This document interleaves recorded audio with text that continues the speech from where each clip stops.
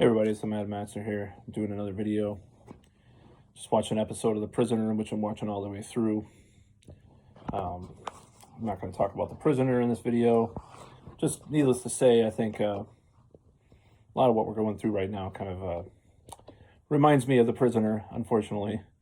But anyways, I'm going to talk about time travel in this video and how there are people talking about this in various fields of the occult, which I never knew about before. But one of the things that really interests me is time travel. I've always been obsessed with Back to the Future, That's why I've always wanted a DeLorean. Of course, I'd probably buy one with a better engine because they are selling those now. Down the road, of course, once I get rich, I'm going to be buying that and a Testarossa and a Chevy Impala 67 black 4-door. So, obviously, you probably know what that's from. So, time travel, I find it really interesting. Since I was a little kid, Back to the Future, I saw it in the theater. So old, god damn it. Actually, I saw all three in the theater, so that's how old I am. But speaking of time and old and age, time travel is something that has always interested me, and I don't believe that it exists right now. Now, that doesn't mean that there's not an occultic practice that's very similar. As a matter of fact, I discovered another one the other day. So people who have been following my videos know that I'm a member of Rune Soup, which is Gordon White's podcast / website that he maintains, and he has courses in chaos magic and so forth. So it's kind of funny because Neville Goddard talked about revision, and chaos magic, I guess, has their own version of it, as the NLP does. So my only problem with revision is that obviously I haven't done what I announced months back with a lot of this stuff. Unfortunately, I've not followed through as much as I could have with a lot of these things. Now, that doesn't mean that I won't in the future, but unfortunately, I didn't follow through a third time this year, as I was saying.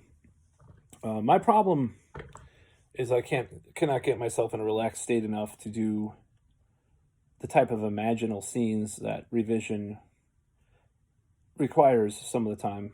I can do other things, I can envision other things, but it's hard for me to do that. But I'm working on that. There's some tools that I'm going to be using and some things I'm going to be doing with regards to that. Now, what's very interesting about Gordon White's, what he was talking about in the class, is that people do sigils for the past as well. So there was one guy, I guess, that he knew that did popular in high school because the guy wasn't. And then all sorts of weird stuff started to happen to him in real life, which I find really fascinating. Whether or not it's on an unconscious level and you influence reality, like a skeptic might think, oh, you're just influencing your unconscious mind and you'll be acting differently, so people will be doing this or that at you as a result. Or if you believe it actually influences the universe is another matter entirely. But time travel and revision, I find it really something that I want to do, very soon.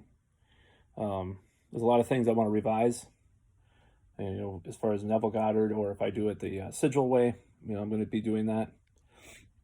My only worry about doing the revision or, type of time travel sigil magic is that what happens when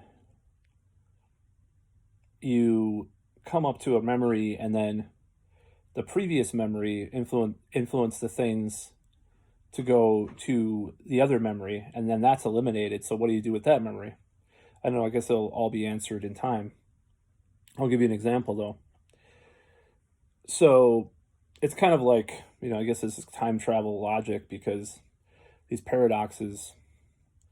So if you change one thing in the past, then how do you change the other thing? I guess on the same timeline. I guess you have to have a different timeline. But I think the far more interesting thing would be to go to newer memories first and then go sequentially backwards in time. Now, I was trying it the other way. So my first memory that I was doing this with was, and I think I talked about this in my video before, the first time I had a real rejection from a woman, which was when I was 12 years old, or maybe I was 11. I think it was 12. And yeah, I was 12. I was at this roller skating rink, and my two friends were dancing with these two girls. Obviously you're preteens, so it's not like going to be anything really that's sordid, or hopefully not. But I asked the girl to dance, and she said no, and it affected me. And I even told my sister, and she said, "Oh, you'll meet someone eventually." Blah blah blah. I was just like devastated by that. I was a sensitive young kid. So that really influenced me in a bad way. I remember that's the first time. It's not the first time I got rejected by a girl, but it's the first time it like kind of snapped in me. So that was the first memory I was working on with the revision. And in this, I imagined myself going back in time. Obviously not at this age or look, but and going back into that memory and changing it around where I would ask someone else, and then we would dance to the hokey pokey or whatever the hell they were, or whatever early 90s crap they were playing at the roller drum at the time. So yeah, it's kind of funny.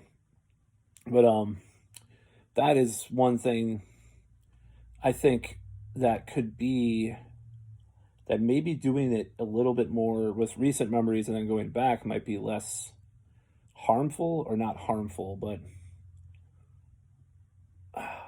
I don't know. I worry about it doing it. I worry about it because like I shouldn't worry about this. I wouldn't say harmful, but it might just interrupt things a little.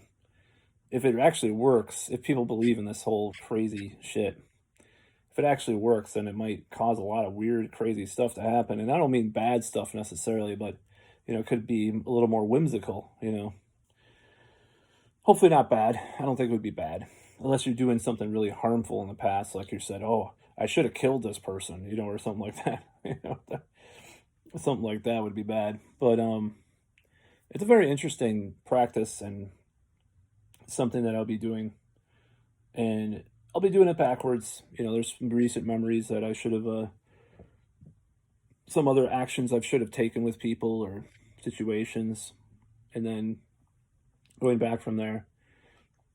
And the reason for doing that, I guess maybe it's easier to do more recent memories.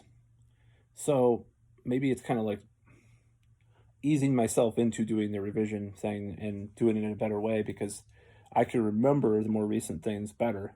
And then my brain can practice the visualizations and get into the habit of visualizing things in such a way. Because I haven't done enough of that kind of thing. I've done a lot of visualization, but it hasn't been, it's been very sporadic. A lot of times my best visualization comes from walking and just, spacing out, walking around by myself. And it's kind of cold outside. Not that I care about the other stuff, because I would go outside and walk around by myself before.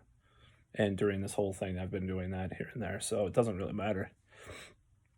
But I'm not sure if it's better to just do it with laying down and just like breathing slowly and then doing it, or what. But the fact of the matter is that I do believe that some of this stuff does have an effect, and I'll find out. I'm about to embark on an incredible journey. Dr. Emmett Brown, forgot to bring the plutonium for the time machine. But yeah, that's what I'm going to be doing. It's one of my new things I'm going to be doing in the next several months, actually. going to be quite an adventure. Now, obviously, there's a lot of stuff I have to do first with this new apartment, and as you can probably see in the background, unfortunately, but you know, it's going to be worked on, and then this whole process will be worked on. So I'm going to focus on this stuff way more than what's going on in the world, because what's going on in the world really sucks. That is all.